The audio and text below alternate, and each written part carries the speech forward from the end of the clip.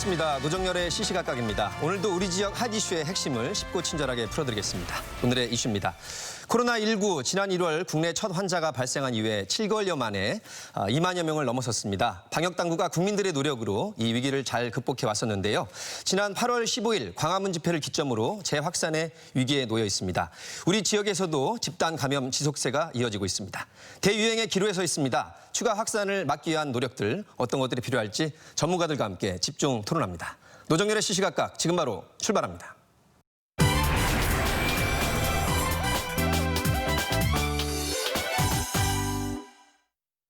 네, 인터넷 언론인과 프로야구 선수 그리고 지역 교회, 김치 공장에 이르기까지 지역 감염이 이어지고 있어서 걱정이 큽니다. 추가 확산을 막고 일상으로 되돌아오기 위한 어떤 노력들 필요할지 이분들과 함께 집중 토론해봅니다. 최근 확진자가 접촉해서 자가격리를 하신 바가 있습니다. 대전시 정혜교 보건복지국장과 함께합니다. 안녕하십니까. 어서 오십시오. 대전시 안순기 공공보건의료지원단장과 함께합니다. 안녕하십니까. 코로나19나 자연재해 등 모든 재난 관련 정책 수립을 하는 기관입니다. 충남연구원의 조성 재난안전연구센터장과 함께합니다. 반갑습니다. 안녕하십니까. 세 분의 귀한 말씀을 듣기로 하고요. 먼저 시청자 여러분들께 관련 영상으로 안내드리겠습니다.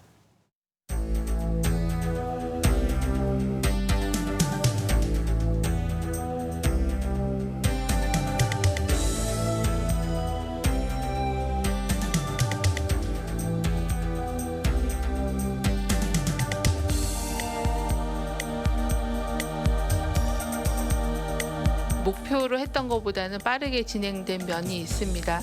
어느 정도의 희생을 치러서 억제를 할 건가에 대해서 끊임없이 고민하고 있는 그런 상황입니다.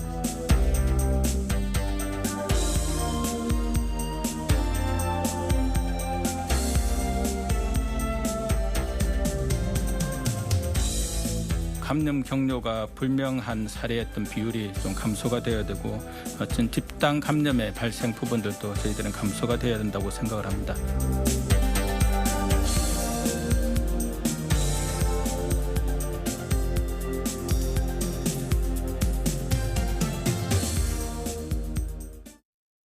네, 관련 영상 보셨습니다. 우리 정혜교 국장님은 지역 방역을 책임지는 담당 국장님이신데 어떻게 자가격리까지 하게 돼서 남다른 소외가 있으실 것 같습니다. 격리 기간 동안 어떠셨어요?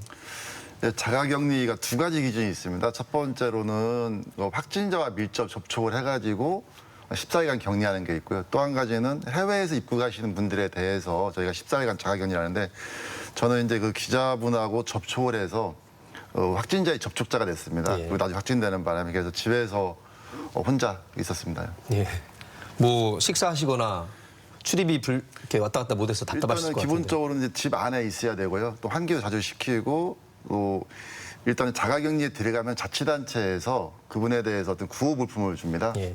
그래서 뭐 라면이나 햇반 이런 것들 줘가지고 그걸 가지고 식사하면서 지내는 겁니다. 예. 아무튼 자가격리 하신 분들의 그 심정은 우리 정 국장님이 더 잘 이해하실 것 같습니다. 먼저 대전, 세종, 충남 우리 지역의 확진자 또 사망 현황 추이를 한번 짚어보겠습니다. 말씀하신 김에 정 국장님이 대전, 세종 현황을 좀 밝혀주시죠. 예, 지금 코로나19가 발생한 지 지금 7개월이 넘어서 이제 8개월째로 가고 있는데요. 대전 같은 경우는 9월 3일 기준으로 총 286명의 확진자가 발생했습니다.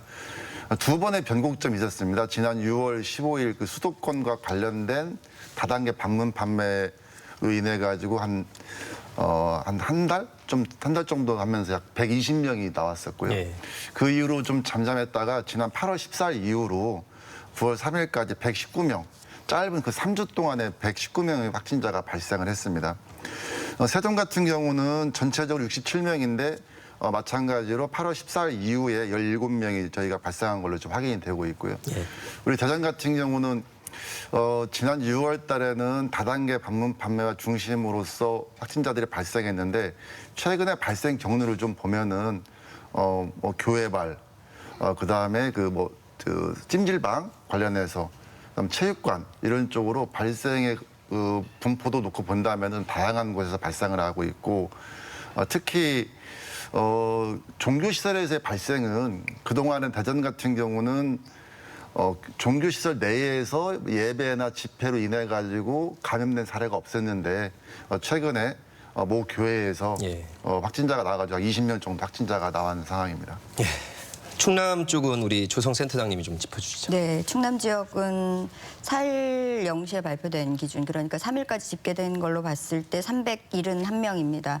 그런데 추세상으로만 본다면은 사실은 원래는 8월 한 14일경까지는 사실은 한 자리 숫자, 그것도 1명에서 3명 정도를 지속적으로 유지를 해왔습니다. 네. 그 충남 지역은 잘 아시는 것처럼 그 피트니스 센터 발로 해서 한번 급격하게 늘어난 이후에는 비교적 안정적인 관리가 이루어졌다라고 보고 있는데 8월 초까지 이렇게 그 관리가 된 상황에서 사실은 환자가 한 명도 나오지 않은 날들도 연속해서 뭐 3일, 5일 이렇게까지도 이어졌었거든요. 그러다가 8월 14일을 기준으로 해서 환자가 갑자기 14명 정도 늘어난 그런 상황이 현재까지 이어지고 있고 9월 1일, 2일 들면서 청양 김치 공장에서 직원들이 다수 확진이 되고 그 여파로 가족들이라든가 그 관계된 이웃들로 전파되면서 관계된 분들이 22명까지 늘었습니다. 예. 그렇게 좀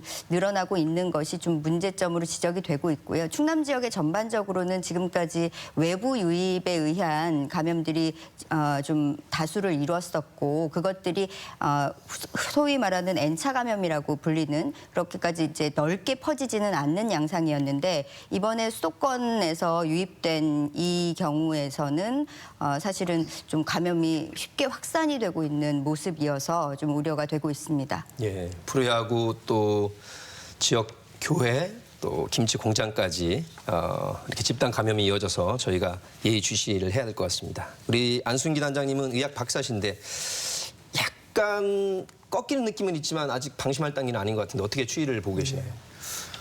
국장님께서 말씀하셨는데요. 그래서 이제 제가 봤을 때는 대전에는 세 번의 피크가 있었습니다. 예, 초기에 또 피크가 있었고 6월 중순에도 있었고 지금 광복절 이후 집회 이후에 이렇게 세 번의 이제 피크가 있었는데 조금 양상이 다릅니다. 예. 예, 훨씬 더 이제 초기에는 긴 기간에서 작은 환자가 생겼는데 지금 짧은 기간에 환자가 늘어나고 있고 또 우리가 이제 전문적으로 말씀드리면 바이러스의 그 염기 서열에 따라서 그룹을 이야기하는데 그 그룹이 지금 초기와 지금 달라졌습니다. 그래서 전파력이 훨씬 더 많아졌고 그리고 최근에 이제 두드러진 것이 무증상 또 깜깜이 감염이 많지 않습니까? 그래서 뭐 일자별로 좀 줄어졌다 하더라도 이게 꺾였다고 이렇게 단정하기는 힘들고 예. 오히려 이제 방금 말씀하신 것처럼 교회라든지 또 뭐 공장, 김치 공장이라든지 이런 우리가 아주 가까이 있는 인근까지 더 가까이 다가왔다. 그래서 방심하면 안 되겠다는 예. 걸 말씀드리겠습니다. 예, 방심하면 안 되는 상황으로 저희가 보고 있습니다. 말씀하신 그 5명 가운데 1명 정도가 감염 경로를 모르겠다는 그 깜깜이로 추정이 되는데 이 깜깜이 환자가 계속 늘어나는 이유가 뭘까요? 예, 아무래도 중요한 건 이제 무증상 감염자들은 저희들이 검사를 하지 않고는 발견하기가 아주 힘듭니다. 예. 물론 이제 환자의 접촉자가 돼서 검사하는 경우가 있겠지만 그렇지 않은 경우에는 발견하기 힘들죠. 예. 그래서 그런 분들이 아무래도 이제 보이지 않게 조용한 감염을 계속 일으키고 있다. 그래서 이제 저희들 흔히 의학학에서 빙산을 이야기하는데요. 드러난 부분보다 드러나지 않는 부분들이 깔려 있다. 그리고 이제 우리 대전 같은 경우에도 환자가 발생한 지 지금 한 197일 정도 지났는데요. 그만큼 보이지 않는 환자들이 지금 깔려 있다고 그렇게 봐야 될 것 같습니다. 예. 국장님, 감염 경로가 미확인 혹은 확인이 불가능할 경우에는 방역 당국의 행정력으로 봤을 때 어떤 어려움이 있을까요? 일단 가장 큰 어려움이라는 걸 보면은 감염병 같은 경우는 어떤 증상이 나타난 환자가 있으면은 그 주의를 빨리 차단하고 그 확산을 방지하는 것이 가장 중요하거든요. 근데 최근에 지금 아까 이제 안 교수님 말씀하신 것처럼 무증상자들도 있고 또 감염 경로를 뭐 속이거나 또 기억을 못 해가지고 확인이 안 되면은 그만큼 시간이 지체되는 만큼 확진자 수가 늘어날 수밖에 없는 구조이죠. 그렇기 때문에 저희 그 방역 당국에서도 최대한 감염 경로를 파악하기 노력을 하고 있는데 실질적으로 좀 많은 한계가 있는 것은 사실입니다. 예. 저희도 지금 시시각각 1년 8개월 만에 들어올 때 방역하고 저희 투명 가림막을 설치해서 저희도 지금 긴장을 하고 있는데요. 확진자 동선 파악에 어려움이 있는 가운데 그 1차, 2차, 3차 피크가 있었다고 말씀하셨고 분명히 통계적으로도 8월 14일, 15일을 기점으로 늘어난 것이 사실이기 때문에 지난 8.15 광복절 광화문 집회 참석하신 분들 파악이 잘 되고 있습니까? 충남 지역은 어떻습니까? 사실 이 부분이 전국적으로 봤을 때도 쉽지 않은 부분으로 지금 계속 알려지고 있는데요. 실제로 충남에서도 사실 소문으로만 알려지다가 실질적으로 정부에서 명단을 제공을 했습니다. 그래서 1000여 명의 명단을 받아서 그분들에 대해서 검사를 독려를 하고 했는데도 불구하고 아직까지 검사에 응하지 않은 분들이 상당수 있는 것으로 보입니다. 어떤 경우에는 그 본인은 그 참석하지 않았다라고 주장을 하면서 아직까지 검사를 받지 않는 분들도 한 50여 명 이르는 것으로 보이고 있고요. 그럼에도 불구하고 사실 이게 충남만의 문제가 아니라 전국적으로 이분들이 그 검사받지 않은 숫자가 아직도 50%가 좀 넘는다고 지금 보고 있기 때문에 이 숫자가 사실은 지역사회 내에서 어떻게 활동하고 또 감염원으로 작동하고 있는지에 대해서는 사실 밝혀지지 않았기 때문에 더욱더 좀 위험하고 또한 약간의 공포까지 느껴지는 것이 아닌가 싶습니다. 주성 센터장님 말씀 들으니까 정말 걱정이 안 될 수가 없습니다. 제가 좀 추가적으로 설명을 드리면은 이제 광화문 집회와 관련해서 우리 중대본 차원에서는 그 8월 15일 날 12시부터 저녁 5시까지 광화문 지역의 기지국을 통해서 30분 이상 머무는 사람에 대한 그 위치 추적을 통해 가지고 명단을 확보해서 각 시도에다가 이렇게 배부해서 시도에서 연락을 해가지고 검사받게 이렇게 하고 있고요. 또 우리 시 같은 경우는 전세버스 운송 조합을 통해 가지고 규모를 좀 어느 정도 750명 정도 그 이상으로 저희가 파악을 했었고 그분들에 대해서 연락을 하는데 연락이 안 받는 분들 상당히 많습니다. 연락이 안 되는 분들도요. 그러다 보니까 지금 8월 15일 이후로 지금 거의 2주가 넘어갔고 그렇다면 그 전에 증상이 있으신 분들은 본인 건강을 위해서 검진을 받고 어떤 확진이나 음성이나 판정이 나왔을 텐데 증상이 없고 돌아가신 분들은 혹시 모르게 자기가 확진이 됐음에도 불구하고 어떤 지역사회의 감염식 우리가 굉장히 높은 거죠. 높기 때문에 모든 자치단체도 그렇고 정부에서도 이분들 빨리 검사를 받으라고 저희가 안내하는데 어제 그러니까 9월 3일까지 저희 시 같은 경우는 769명 정도가 검사를 받았고 현재 추정치로는 약 한 100명 정도가 아직 검사를 안 받은 걸로 저희가 지금 파악을 하고 있습니다. 그래서 뭐 지금 방송을 보시는 분들이 계시다면은 주위의 안전과 본인의 건강을 위해서라도 하루빨리 검사를 받는 것이 모두를 위한 일이 아닌가 생각합니다. 그럼요.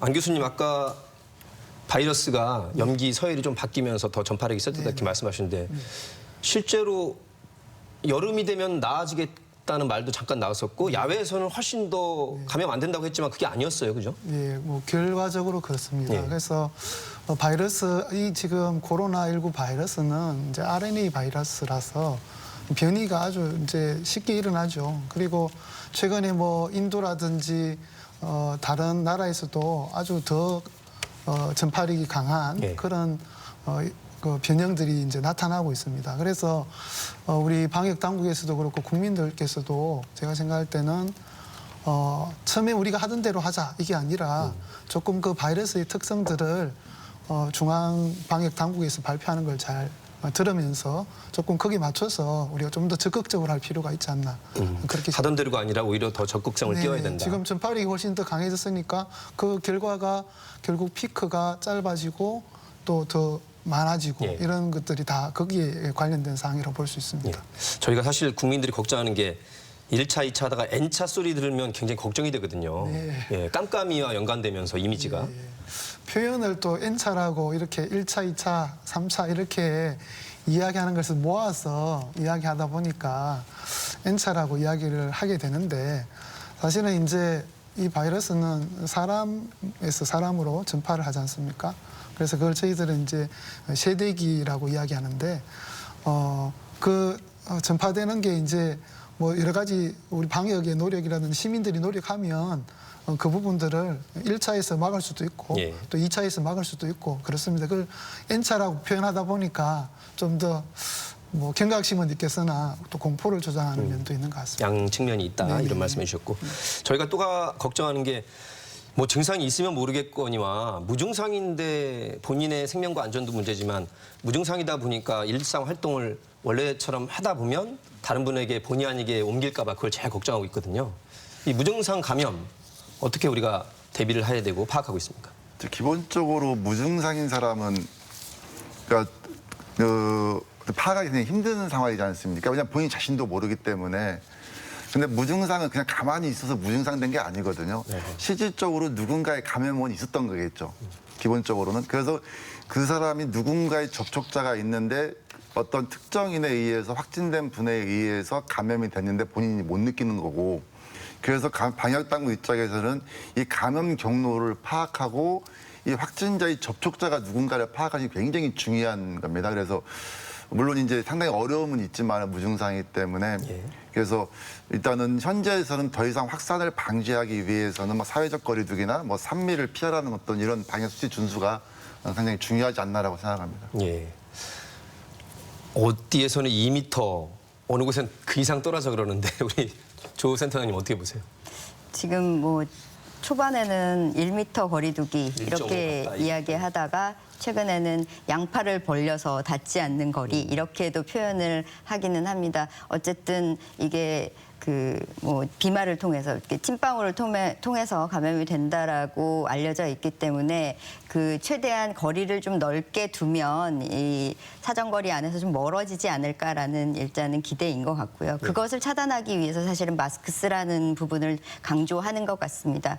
내가 걸리지 않기 위해서 마스크를 써야 되는 부분도 있지만 지금 말씀하신 것처럼 무증상일 때 내가 혹시 증상이 없지만 걸려 있을 가능성을 고려해서라도 마스크 쓰는 것이 상당히 중요한 부분인 것 같습니다. 예. 그러니까 만에 하나 자기가 무증상이지만 감염자일 때도 다른 분에게 피해를 끼치지 않기 위해서라도 반드시 마스크를 써야 되는 것이죠. 네, 맞습니다. 예.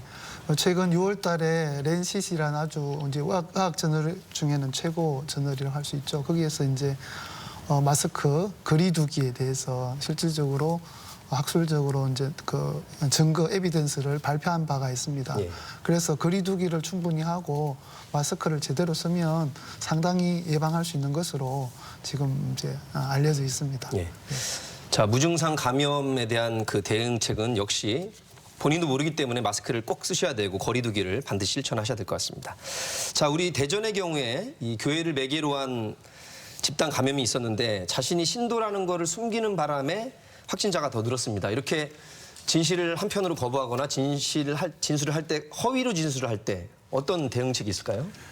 근데 상당히 이제 안타까운 건데요. 저희가 뭐 대전에 이제 교회에서 집단 감염 나왔을 적에 그 최초의 확진자분이 우리 대전시 번호를 194번이었습니다. 그 역학조사 과정에서 저희가 조사하는 리스트가 있습니다. 리스트가 있는데 뭐 교회를 다니시느냐, 어느 교회를 다니느냐, 종교는만 이렇게 물어보는데 이분이 교회에 간 적이 꽤 됐다 안 갔다라고 이렇게 말씀하셨어요.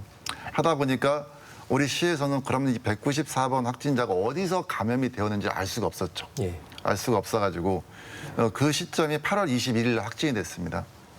8월 20일 확진이 돼가지고 감염 경로를 모르는 중에서 추가적으로 이분과 접촉했던 분들이 확진이 되고 하는 과정에서 이게 어떤 그 특정 교회가 저희가 알게 됐고 그래서 그 교회의 신도분들에 대해 전체적으로 검사를 받게 하고 확진되신 분들의 접촉자를 파악해서 또 검사를 받다 보니까 궁극적으로는 9월 3일까지 20명의 확진자가 발생을 한 것이죠. 예.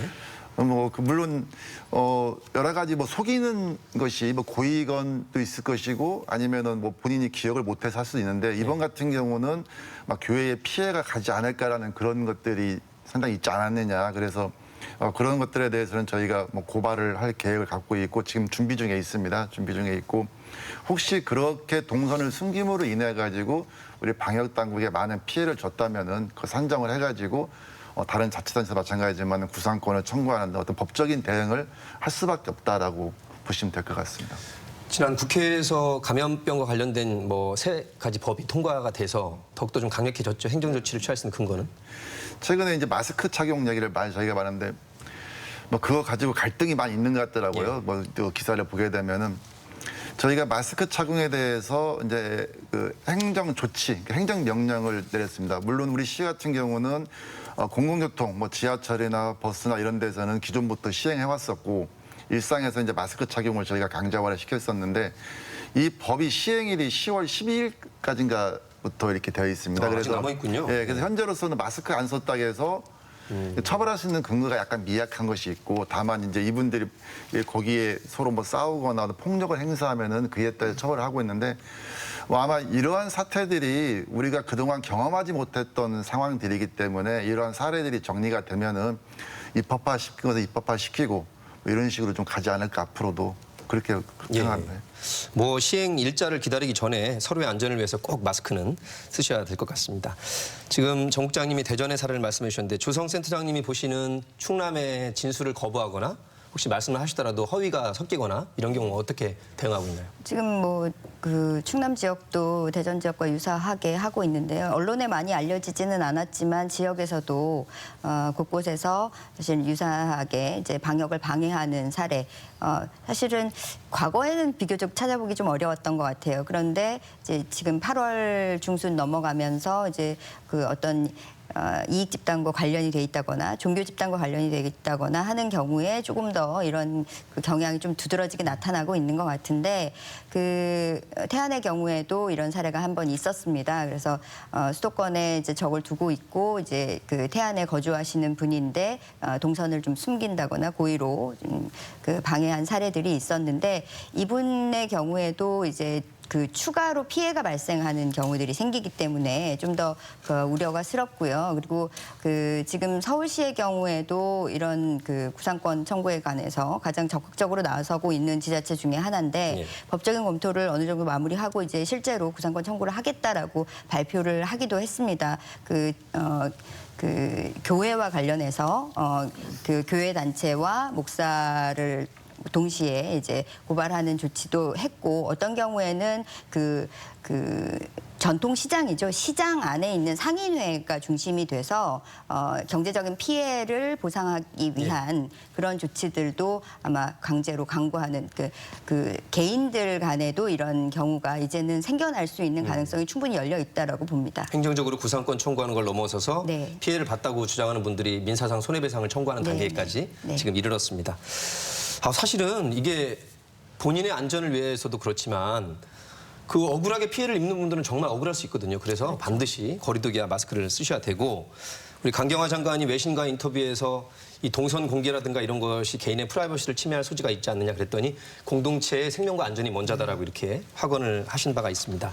우리 안 박사님 보시기에 어떻습니까? 허위 진술을 하는 그 심정은 약간 이해는 가지만 예? 숨기고 싶은 마음은? 네. 그래서 이제 뭐 이런 예가 적절할는지 모르겠는데 내가 나중에 암이 발견될까 걱정이 돼서 건강검진을 계속 미룬다. 이런 부분들도 계시거든요. 그런데 자신의 몸을 생각하면 사실 정기적인 검진을 우리가 받아야 되듯이 물론 이제 법적으로 구상권을 청구하고 이런 법적인 제재도 뭐 필요하겠지만 자기가 속한 공동체를 보호하는 마음이라면 예. 좀 그런 부분들은 적극적으로 용기 내서 이야기하는 오히려 용기가 필요한 것 같습니다. 알겠습니다.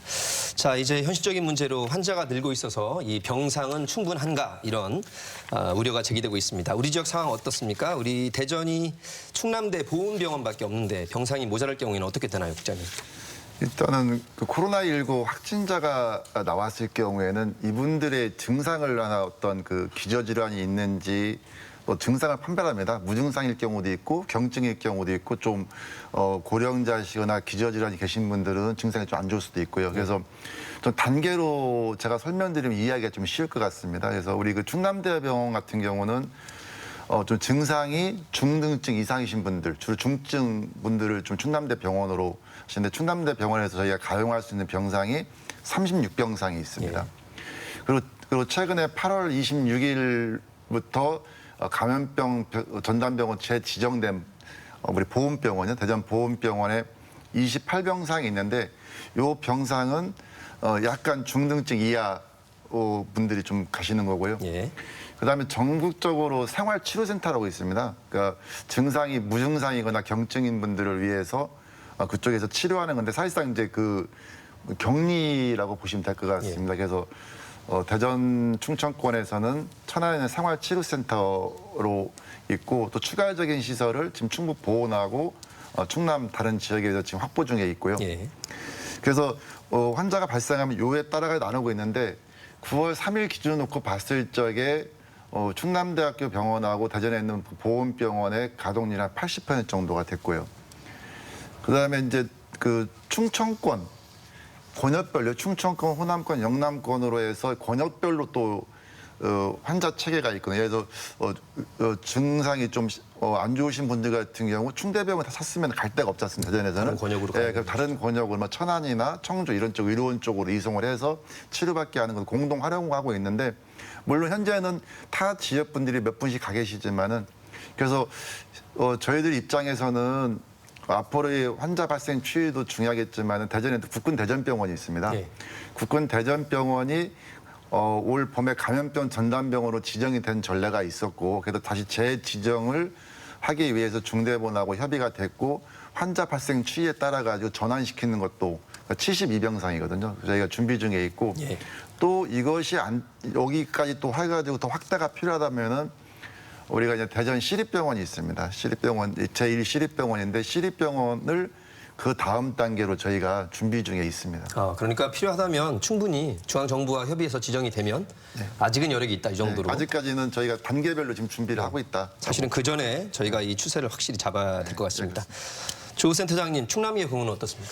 지금 충분하다라고 표현을 해주셨는데 사실은 충남 지역에서는 위중증 병상으로는 병상이 없습니다. 어허. 네, 충남뿐만 아니라 인근의 경기, 강원, 전북 다 비슷한 상황이고요. 이 상황이 된 것은 좀 1, 2주 진행이 됐습니다, 이미. 그래서 사실은 조금 더 여유가 있다고 보고 있는 충북 지역에 어느 정도 공조를 유지하고 있는 상황인 거고요. 대신에 이제 음압병상이라든가 이런 쪽에서는 한 90% 정도 가동을 하고 있고 실제로 격리병상이라고 불리는 병동은 지금 그래도 50% 정도는 여유가 있다라고 보고 있는 거고 생활치료센터 그러니까 가장 이제 경증자들 증상이 거의 나타나지 않지만 이제 격리해야 되는 분들을 대상으로 운영하고 있는 생활치료센터의 경우에는 지금 천안에 그 우정사업본부 연수원이죠, 시설을 그죠? 예. 사용을 하고 있는데 이 부분은 이제 아산 지역에 원래 그 우한 교민들 수용했던 그 시설이 있기 때문에 그것에 대한 가동 가능성 충분히 열려 있어서 실제로 지자체들 차원에서 본다면 생활치료센터에 관한 부분은 지난 3월부터 꾸준히 좀 이렇게 늘려왔고요. 사실은 가용할 수 있는 자원들을 많이 동원해 놓고 대기하고 있는 상황이라고 봐야 될 것 같습니다. 그런데 중요한 부분은 이제 이렇게 중증자 환자들, 중환자들이 갈 곳이 이제 아주 제한적이다 보니까 그 상황이 수도권을 중심으로 확대됐을 때 지금처럼 전국 어디도 사실 충분하다고 볼 수 있는 곳이 없다 보니까 가용할 수 있는 자원을 전국에서 어떻게 동원할 것인가가 상당히 문제가 되고 이 부분에 있어서는 그동안 우리 방역 체계가 잘 가동됐던 것과는 별개로 좀 준비가 좀 필요했었던 것 아니냐라는 지적은 어쩔 수 없이 받게 될 것 같습니다. 예. 지금 이제 선생님 말씀하신 것처럼 중증 환자들 있지 않습니까? 그 고령자이고 굉장히 오늘은 말씀하신 것처럼 그러한 시설을 갖춘 병상 수가 전국적으로 상당히 부족한 건 사실입니다. 아마 이제 이 감염병에 대해서 그동안 우리도 마찬가지고 정부에서도 그만큼 준비가 이제 덜 돼 있다는 것이고 또 한 가지는 저희가 중증 환자는 별도로 하더라도 환자들이 병원에 가서 입원해가지고 이제 음성 나올 때까지 우리가 뭐 완치라고 표현하기 뭐하겠지만 완치돼서 퇴원한 그 시간적인 것을 놓고 봤을 적에 중증 환자분들 같은 경우는 좀 더 오래 병원에 계시고 그다음에 그 밑에 그 등급에 계신 분들은 보통 아마 3주 정도로 이렇게 평균적으로 그 정도 되는 것 같아요. 저희가 분석을 해보면은 그래서 다시 그렇게 생각한다면은 어떤 그 3주나 한 달간의 선순환 구조 쉽게 얘기하면 병원에 계신 분들이 항상 병원에 있는 게 아니니까 예. 퇴원을 하시고 새로운 환자가 들어가는 구조가 지금 이제 8월 14일 이후에 확진받아서 격리됐던 분들이 지금 나오고 있거든요. 퇴원을 해요. 그래서 그것까지 같이 고려했는데 다만 말씀하신 것처럼 중증 환자들에서 위중 환자들에 대한 그런 치료는 부족한 건 사실이다. 예. 이렇게 했습니다. 회전율도 또 고려할 수 있다. 그러나 만반의 대비를 해야 되는 상황이고요. 의료계에서 가을, 겨울 대유행까지 걱정하고 있어서 필요하다면 시급하게 병상을 확보할 수 있는 방안도 저희가 고려를 해봐야 되는데 그래서 나오는 게 이제 대전의료원이라든가 공공의료원 얘기를 계속하고 있습니다. 저희가 예타 면제기까지도 하고. 우리 안 박사님 생각 어떻습니까?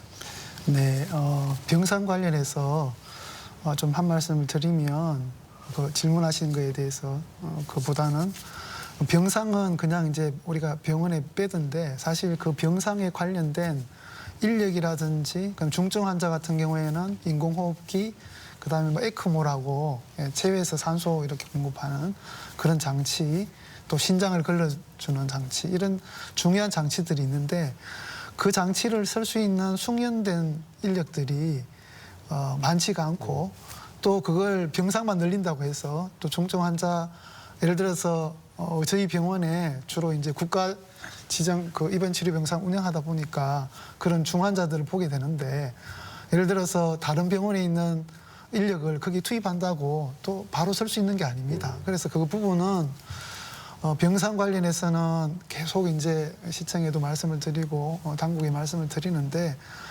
좀 시나리오를 가지고 미리미리 준비하지 않으면 네. 막상 다쳤을 때 이제 감당하기 힘들다. 예, 그 말씀을 좀 우선 드려야 될 것 같고요. 우리 대전의 코로나 대응 관련해서 치료 부분에 있어서 아주 특징적인 부분은 환자들이 일단 이제 1차 피크, 2차 피크 때도 경험했지만 일단 충남대학교 병원부터 먼저 입원을 하게 됩니다. 그러다 보니까 충남대 병원에 그 중증 환자를 치료할 수 있는 부분들, 베드를 차지하게 되고 국장님 말씀하신 부분처럼 입원 기간이 있습니다. 그래서 한 뭐 20일 동안 차지를 하게 되면 뒤에 환자가 단기간에 많아지게 될 때 대기해야 되는 그런 문제가 생기는 거죠. 그래서 우리 대전에 조속히 이제 그런 중간 역할을 할 수 있는 예. 그런 공공병원이 꼭 있어야 된다는 걸 뭐 수차례 이제 이야기가 됐고 이번에 더 절실하게 느낍니다. 관련해서 뭐 KDI라든지 기재부에서 예타 결과를 좀 더 빨리 발표를 하고 예. 최근에 뭐 관련된 그 공공 병원들 예타 면제법도 이렇게 지금 이야기가 되고 있는데 그런 부분들이 좀 빨리 이루어져서 제대로 이렇게 공공보건의료 전달 체계가 구축이 됐으면 좋겠습니다. 예. 공공의료원 설립과 관련해서 의견 있으시면 우리 센터장님도 말씀해 주시죠. 제가 그 대전의료원이다 보니까 네. 제가 진행 사항을 좀 설명드리는 게 시청자분들 이해를 돕기 위해서요. 대전의료원은 좀 전에 우리 그 안 교수님께서 말씀하신 것처럼 이번에 이런 감염병 그 상황을 놓고 봤을 적에 감염병을 전담을 할 수 있는 병원이 굉장히 부족한 건 사실입니다. 그러다 보니까 우리가 기존 병원에서 전환을 시키기도 하고 또 생활치료센터까지 저희가 만들어서 이렇게 운영을 하고 있는데 그래서 상당히 이제 그 공공의료에 대한 것들이 중요성이 부각이 돼서 되어 있고 저희가 현재 그 KDI에서 예타와 관련한 비용 편익을 지금 추산하고 있습니다. 이와는 별도로 아까 이제 안 교수님이 말씀하신 것처럼 이렇게 의료원을 만들려고 하는 곳이 몇 군데가 있습니다. 이제 광주도 있고 뭐 부산도 있고 이렇게 있는데 그런 지역에서 이 공공의료, 그러니까 시립이나 도립의료원 같은 경우는 이게 뭐 돈이 남고 그런 게 아니지 않습니까? 그렇기 때문에 예비 타당성 조사를 면제해야 되지 않느냐라는 그 의견이 있고 여론이 있어가지고 현재 그 법안이 한 3분 정도 의원들이 발의를 해서 3가지 법안이 지금 국회 상임위에 지금 제출되어 있는 걸로 알고 있고 9월 2일 날인가 총리님께서도 중대본 회의에서 예. 이번 국회에서 코로나와 관련된 법들은 빨리 처리하자 여야가 이렇게 어느 정도 합의가 되었다라고 말씀을 하시면서 그 중에 하나가 지금 그 공공의료원에 대한 그 예타 면제법 면제를 넣는 조항이겠죠. 예. 그렇게 지금 두 가지로 진행이 되고 있습니다. 예, 조 선생님. 네, 뭐 대전의 경우에는 사실 대전 의료원 뭐 이런 공공의료원 형태의 병원이 지금 설립을 해야 하는 입장이니까 당연히 이제 이것이 이제 필요하고 그 부분의 설립에 대한 측면으로 이제 집중해야 되는 게 맞다고 생각이 들고요.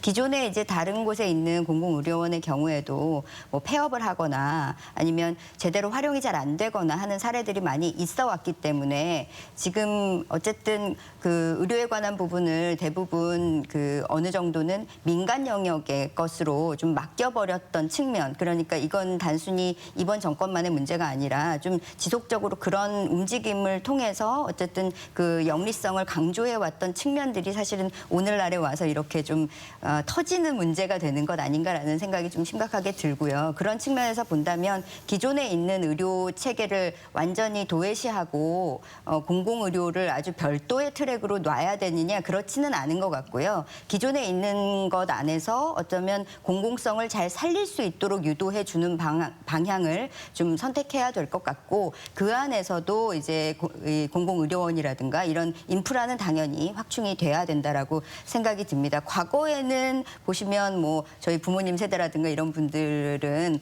어디 몸이 안 좋거나 하면 지역의 의료원 이런 곳을 찾아가는 게 좀 당연하게 생각을 하고 거기가 좋은 이제 자원들을 많이 가지고 있는 곳이었는데 어느 순간부터는 사실은 그런 이미지가 좀 그 퇴색된 것이 맞기 때문에 그 기존에 갖고 있는 그 의료원들의 질 개선이라든가 이런 데 있어서도 사실은 집중적인 투자가 좀 필요한 시점이라고 생각이 듭니다. 예. 공공사업에서 예비 타당성 조사할 때 이 공공의료 쪽은 아주 안 할 수는 없지만 그 기준을 그죠? 상당히 좀 낮출 필요가 있지 않나, 비용 편익 분석할 때 그런 생각이 듭니다. 그 대표적인 예가 도서관을 예를 많이 듭니다. 도서관은 뭐 문화시설이면서 모든 사람들이 이용할 수 있습니다. 그래서 도서관 같은 경우는 예타에서 이렇게 제외되는 그런 시설이거든요. 예. 그럼 마찬가지로 공공성을 강조한다면은 예타를 대상으로 넣는 것이 자체가 한 번 정도는 검토해 볼 필요가 있을 것 같습니다. 예. 사회적 거리두기 연장 얘기가 나왔습니다. 지난주까지 수도권에서는 2.5단계 그리고 전국적으로 2단계까지 발효가 되어서 그래도 상당히 효과를 발휘한 것으로 저희가 파악을 하고 있는데 이것을 1, 2주 더 연장하느냐 아니면 또 이 자영업자들과 중소상공인 생활경제 측면에서는 굉장히 압박감이 있기 때문에 풀어줘야 된다. 이런 양쪽의 가치를 가지고 굉장히 고민이 많을 것 같습니다. 우리 안 박사님은 행정당국의 고민 또 우리 시장이 돌아간다든가 실물 경제의 입장에서는 조금 완화해 주셨으면 하는 바람이 있고요. 어떻게 형량을 해야 될까요? 예, 참 쉽지 않은 것 같습니다. 되게 그 방역 당국도 고민이 많을 것 같습니다. 방역과 경제 두 마리 토끼를 한 번에 잡기가 참 쉽지 않은 것 같습니다. 그래서 고민이 되게 많은 것 같은데 어쨌든 이제 이 두 가지는 서로 좀 상충하면서도 또 서로의 영향을 주는 것 같습니다. 그래서 이런 부분들은 뭐 최근에 이제 어쨌든 발생이 200명 이하대로 좀 이렇게 떨어지면서 효과는 좀 보는 것 같고 네. 그렇지만 그 효과를 좀 더 보기 위해서 이제 연장을 해야 되겠다 이런 결정을 한 것 같습니다. 예. 사실 한때 400 넘게까지 치고 올라갔다가 지금 정은경 본부장님 머리 허옇게 진 걸 보면 얼마나 고심이 심할지 저희가 국민들이 굉장히 걱정을 하고 있는 상황이라 당국에서도 여러 가지 요소를 고려하겠죠. 예. 저 혹자는 그 뭐 2단계 연장에 3단계로 가야 되지 않느냐라고 말씀하시는 분도 계시고 또 지금처럼 2단계 상황에서도 너무나 힘들다는 분도 계시고 특히 예. 취약계층은 더더구나 말할 것도 없고요. 또 이런 상황이 장기화되다 보니까 기업체에서도 신규 채용도 잘 안 하고 전체적으로 사회가 좀 어려운 건 사실이죠. 그러니까 방역만 놓고 본다면은 강화하면 강화할수록 방역은 훨씬 더 이점이 있을 것이고요. 또 전체적으로 놓고 봤을 적에는 방역 강화가 궁극적으로는 우리의 삶을 좀 질을 떨어뜨리는 입장이 될 것 같고요. 그래서 방역과 일상이 균형을 가져가야 된다라고. 그러니까 뭐 하나를 갖다 놓고 한쪽을 우선할 수 없다는 거겠죠. 그래서 절절한 균형을 가지고 가야 되는데 최근에 수도권에서 사회적 거리 2단계, 뭐 2.5단계라 하고 있지만 2단계보다 좀 더 강화된 조치를 2.5단계라고 통상적으로 말씀하는데 그분 그 효과가 좀 나타나는 것 같아요. 그래서 그 8월 제 기억으로는 8월 27일인가가 가장 많은 434명이 나왔습니다. 수도권 예. 지역에서요. 예. 그리고 점차 안정세로 가서 9월 3일 기준으로 189명이 나왔습니다. 그리고 수도권의 이동통신을 통해 가지고 분석해 보면은 사회적 거리 2단계로 가면서 이동량이 한 20% 줄었습니다. 그만큼 사람들이 움직이지 않고 접촉을 안 한다는 거겠죠. 근데 그러한 것들의 효과가 지금 이제 나타나고 있는 걸로 본다면은 우리가 또 추석을 앞두고 있고 여러 가지 상황을 고려한다면은 현재의 그 2단계는 3단계 격상보다 현재 2단계는 유지될 필요가 있다는 거고 수도권 입장에서요. 그리고 또 한 가지는 지금 전국 자치단체에서 이렇게 양성 확진자가 안 나오는 데 거의 없습니다. 제주도까지. 예.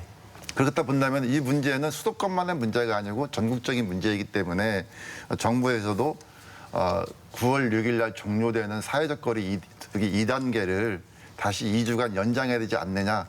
또 그렇게 연장하는 것이 타당하다라고 이렇게 좀 보고 물론 불편하시겠지만은 이렇게 좀 더 고삐를 조여가지고 불편함을 감수하면서까지라도 불편을 하더라도 유지하는 것이 방역과 일상을 같이 가는 방법이 아닌가 이렇게 봅니다. 꼭 2주 단위가 아니라도 추세를 보면서 1주 단위로 끊을 수도 있는 건가요? 어떻습니까? 네, 그런 가능성은 열려 있다고 생각이 듭니다. 방역 당국에서도 그런 정도의 고민들은 지금 지속적으로 이루어지고 있다고 생각이 들고요. 지금 뭐 전문가들 사이에서는 지난주 뭐 그 이전에도 이미 3단계로 격상해야 하는데 좀 늦었다라고 판단하는 목소리들도 있기는 했습니다. 지금 말씀하신 것처럼 방역의 입장에서만 보자면 사실은 안전은 상당히 규제가 강한 것이고 경제는 또 반대의 입장이 좀 강하지 않습니까? 그러다 보니까 사실 그 두 가지를 이제 균형적으로 어떻게든 끌고 가야 하는 숙제가 정부에는 있는 것이고 사실 우리가 재난으로 인한 충격 그 사회적인 충격뿐만 아니라 경제가 주는 타격 같은 범위도 사실은 충격의 어떤 강도가 너무 깊이 내려가지 않도록 조절해 주는 것이 상당히 중요하고 그것이 회복을 시키는데 중요하게 영향을 미치기 때문에 그런 점들을 같이 고려해서 본다면은 사실은 지금 단계에서 만약에 조금 더 격상한다든가 하는 문제를 거론하게 되면 실제로는 이게 1, 2, 3단계까지밖에 없거든요. 5단계, 10단계가 있는 게 아니기 때문에 3단계는 진짜 쓸 수 있는 마지막 카드라고 우리가 봐야 되는 거고 우리가 거기에 가지 않기 위해서 국민들도 어떻게 하면 좀 협조하고 노력할 것인가라는 측면으로 접근을 하고 이해를 좀 해주셔야 될 것 같고요. 또 한 가지 고민은 3단계를 올렸는데 실제로는 이후에 또 우리 추석을 전후해서 전국적으로 이동이 많이 발생할 수 있는 그런 시기가 도래를 하기 때문에 그럴 때 오히려 이 단계를 낮추게 되면 좀 방심하거나 흐트러지는 그런 모습이 오히려 나타나지 않을까라는 우려도 같이 있는 것 같습니다. 예, 말씀하신 김에 9월에 추석 연휴도 있고 확진자 추세는 왔다 갔다 하지만 이게 100명 이상대로 장기화될 때를 우리가 또 걱정해야 될 것 같아서 이 대유행에 대한 우리의 대비책 안 교수님 어떻게 보십니까? 네. 어쨌든 이제 좀 최근에 전체 추세를 봤을 때는 원래 이제 가을 겨울에 대유행이 올 거다 이렇게 했는데 일부 전문가들은 이미 이제 8월 우리 여름철 휴가 전후에서 재유행이 시작된 거 아니냐. 또 이제 우리 센터장 말씀하셨듯이 이제 추석을 앞두고 있습니다. 예, 뭐 여름철 휴가도 마찬가지로 국민들이 대이동하고 막 이렇게 섞이는 상황인데 거기 또 무증상 감염자들도 있을 수 있고 그래서 이제 어쨌든 대유행은 이제 올 것이다. 뭐 시기가 문제이지 올 것이다 이렇게 봐야 될 것이고 이제 대응하는 데 있어서는 거기 보면 이제 뭐 방역과 치료 이 두 가지가 큰 키워드인 것 같습니다. 방역은 지금 방역 당국에서 열심히 이제 한번 헌신적으로 하셔서 최대한 이제 환자들을 좀 줄이려고 노력하고 있고 또 이제 중증 환자들이 있긴 하지만 또 치료도 지금 뭐 여러 가지 노력들을 하고 있습니다. 이 두 가지가 이제 잘 이루어져야 되는데 그걸 하려면 준비가 좀 돼 있어야 되지 않겠나. 그리고 앞서도 말씀드렸다시피 대유행은 우리의 방역 한계치 또 치료 한계치를 초과하는 수준이 될 거다. 그러면 그거에 대한 대비를 미리 하지 않으면 그때 가서는 당장 할 수가 없게 됩니다. 그래서 그런 시나리오를 기반해서 미리 좀 준비하는 것이 지금 필요하다. 그래서 아까 말씀하신 병상도 중요하지만 꼭 필요한 의료기기와 그 의료기기를 운용할 수 있는 인력 체계를 구축해야 된다는 말씀을 그리고 인력에 해주셨습니다. 대해서 한번 좀 더 말씀드리면 지금 인력들이 많이 지쳤습니다. 이 피로도가 국민들도 필요하고 사실 의료진들은 지금 거의 반년 이상 이렇게 하다 보니까 많이 지쳤거든요. 그래서 의료진들을 그 피로를 좀 풀어주는 부분들은 앞서 말씀드린 것처럼 좀 중증도에 따라 잘 분류를 해서 좀 병상을 차지하지 않게 하는 게 피로도를 좀 풀어줄 수가 있고 또 이제 현재 우리 대전 같은 경우에는 뭐 충남대 병원이라든지 보훈병원이 또 치료 역할을 잘 감당하고 계신데 거기에 의료진들에게 좀 따뜻한 격려를 많이 해주셔서 좀 힘을 회복할 수 있도록 그렇게 하는 게 필요할 것 같습니다. 두 분이 저 가슴에 덕분에 챌린지 배지를 달고 계시지만 우리 국민들이 의료진들의 노고에 늘 감사해하고 있습니다.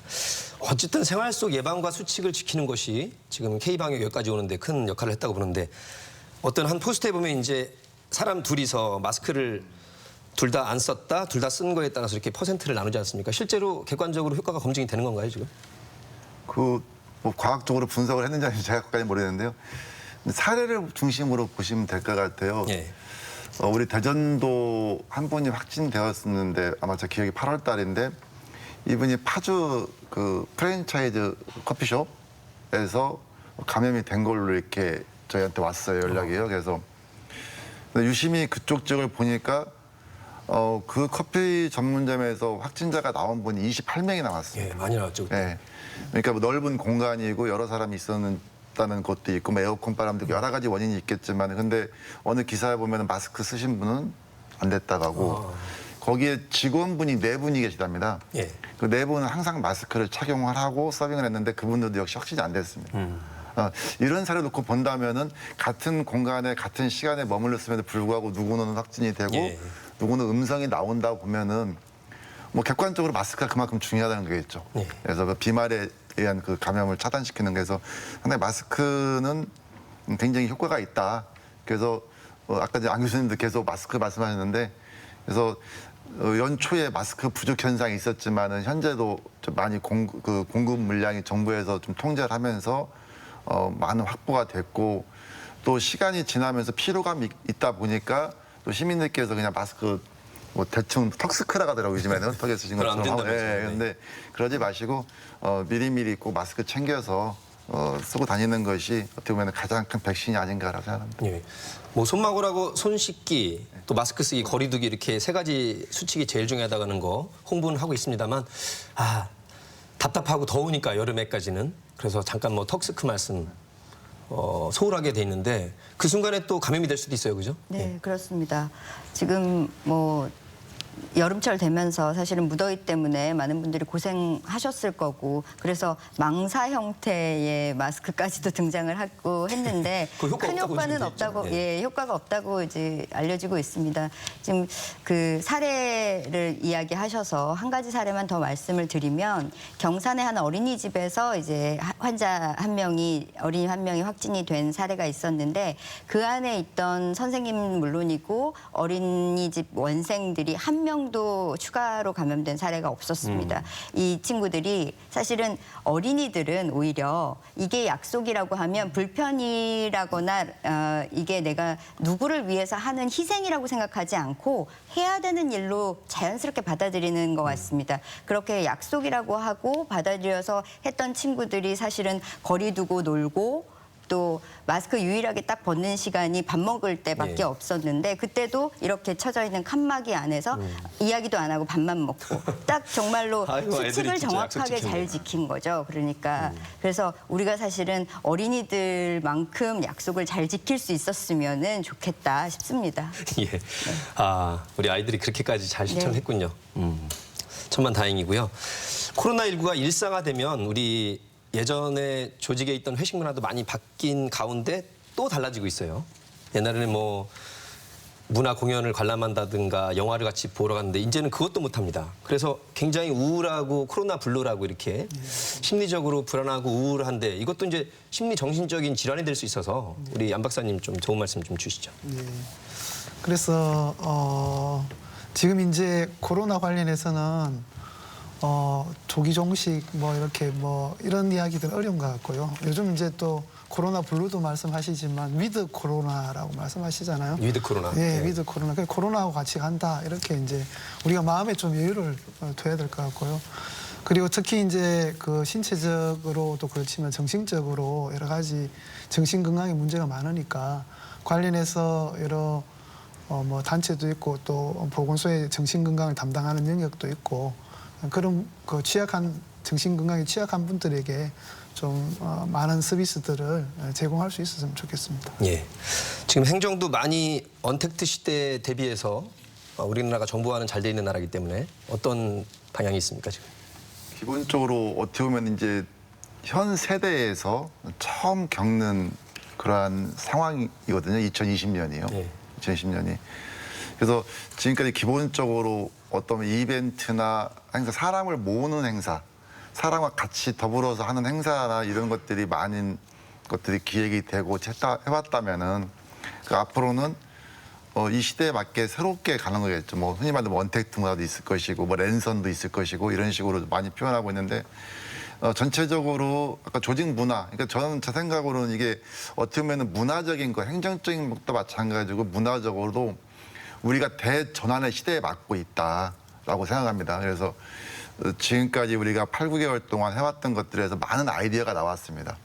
그동안은 한 번도 생각해 못했던 아이디어가 나와서 그것을 접목해서 가는 것처럼 우리 행정도 앞으로는 대면을 최소화하고 또 새로운 문화에 적응할 수 있는 그런 것도 좀 발굴하고 이렇게 가는 것을 준비도 하고 있는데 사실상 같은 세대에 살고 있는 사람들이기 때문에 그렇게 많은 아이디어가 나오는 건 아닙니다. 아직까지는요. 그래서 좀 전문가들의 토론 결과나 자료도 보면서 좀 더 변화해가는 그러한 기회로 좀 삼고 있습니다. 예. 슬슬 마무리할 시간이 돼서 우리 많은 국민들께서 또 전 세계적으로 관심 있는 게 백신과 치료제 개발 현황 어디까지 왔느냐. 뭐 렘데시비를 쓰면 된다 안 된다 이런 가짜 뉴스까지 섞여가지고 굉장히 혼란스러운데 교수님께서 파악하기에 어느 정도까지 와 있나요?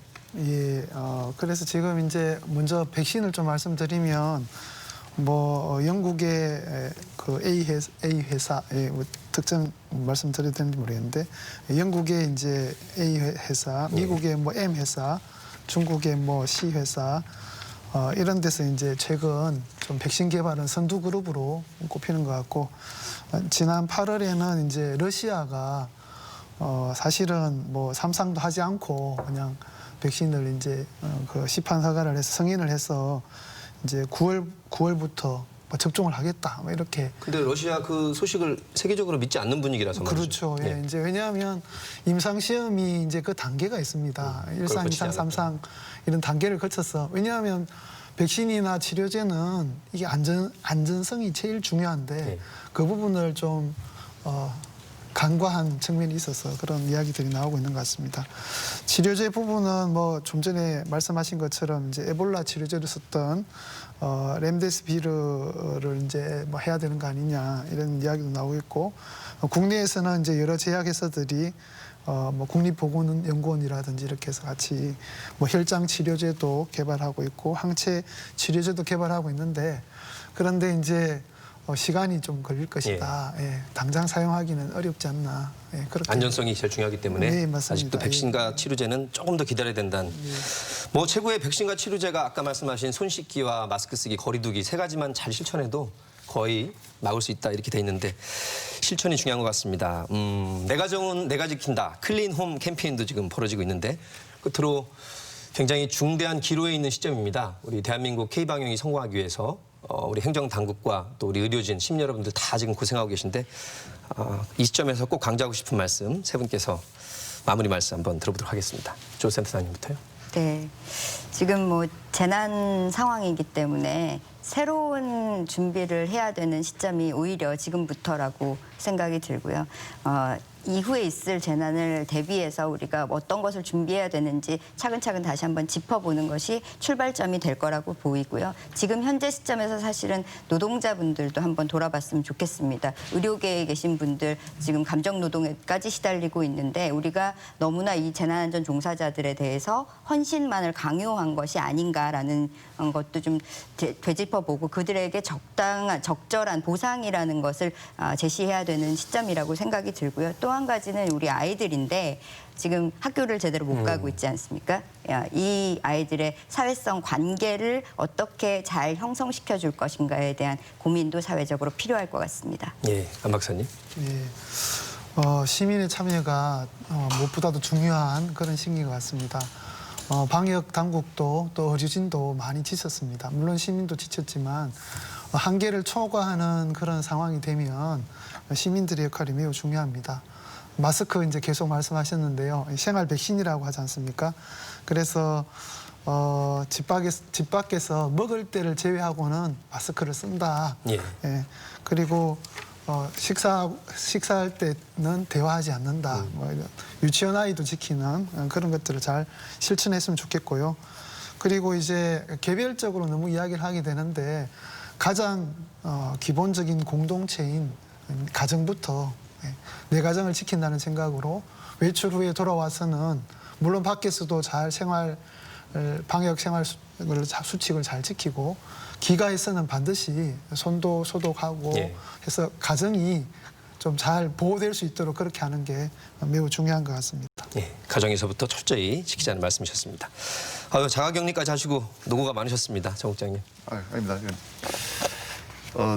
사실상 코로나19가 보이지 않는 적과의 싸움이거든요. 적과의 싸움이다 보니까 상당히 어려움이 있습니다. 방역 당국은 방역 당국대로, 의료진은 의료진대로, 또 시민 여러분께서는 많은 생활의 불편함이 있는 것이고요. 그런데 우리 대전 시민께서는 지난 6월 달에 그 한 달여 동안에 많은 인내와 고통의 시간을 보냈습니다. 그거 보냈는데 다시 또 2달 만에 한 달 정도 후에 다시 또 이러한 사태가 벌어진 거에 대해서는 어떻게 보면 상당히 좀 안타깝고요. 그렇지만 한 번 경험을 했기 때문에 이번 그 위기도 우리가 슬기롭게 극복하지 않을까라고 생각합니다. 그래서 우리 방역당국과 의료진, 시민 모두가 합심을 해서 이 위기를 좀 슬기롭게 극복할 수 있도록 했으면 좋겠습니다. 예, 오늘 세 분의 좋은 말씀 잘 들었습니다.